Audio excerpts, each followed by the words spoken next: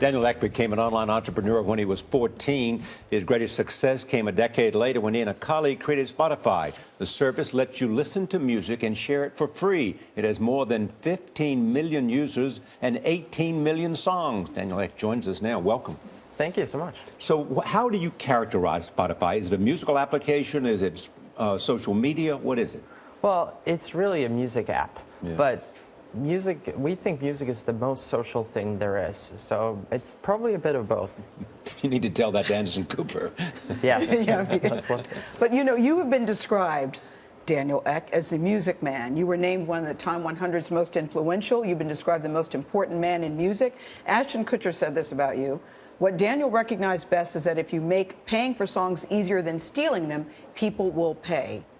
That just doesn't seem, that seems counterintuitive to me. Well, it sort of is and isn't. I just think, again, that in this society that we live in, one of the most precious commodities we have is our time. So if we make it convenient for people to do things, I think there's a huge market in that for pretty much everything. The thing that's cool about Spotify is that you can share it with your friends. That's what I hear is one of the best things about it. Yeah, and I mean, that's always been something really, really huge when it comes to music. You want to share music with your friends. We've all, back in the day, gone over to each other's houses and checked out each other's record collections. And now you can do it pretty much with 2 clicks on your computer. What's the most exciting thing happening in this arena for you today? Well, the broader arena of social media, digital revolution, where we're going, mobile, all that. Right. Well, you're exactly right. There's 2 super trends really right now, and one of them is social. More and more people are coming onto social media, whether it's Facebook or Twitter or even now Instagram, and more media really is becoming social. And the other one is that we're getting more and more computers out there. Phones are becoming computers, and we have these phones with us all the time. They're bringing us notification about what's going on in the world with our friends, and we're exchanging sort of real-time events with them, photos, music, videos, etc. So it's just a really exciting time to Beyond music and photos, what's the most amazing application that you've seen in the last month?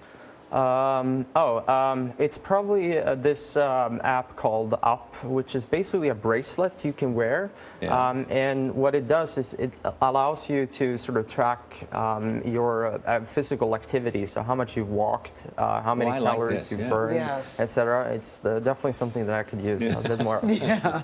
What would you say, though, about the music industry, how they feel about Spotify? I first heard about your company 2 years ago from a music industry executive, who shall remain nameless, Mike Kaiser, who said to me, this is really the wave of the future.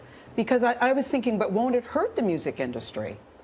Well, I think, again, the music industry, because music is the most social object, it was probably one of the ones that was hit hardest of all media types when it comes to piracy. So, the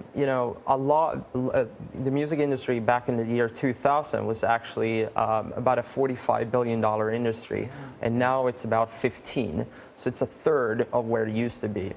But at the same time, people are consuming more music now than ever before. Yep. So it's pretty clear that there's something wrong here. And what's wrong is that people are listening to music illegally. So what we're doing is taking them from an illegal service into Spotify. What's happening to Pandora?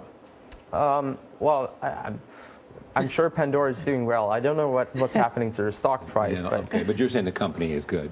Yeah, I think a lot of people are still listening to Pandora. Everybody looks at this question. There is Apple, there is Facebook, there is Google, and there is one more.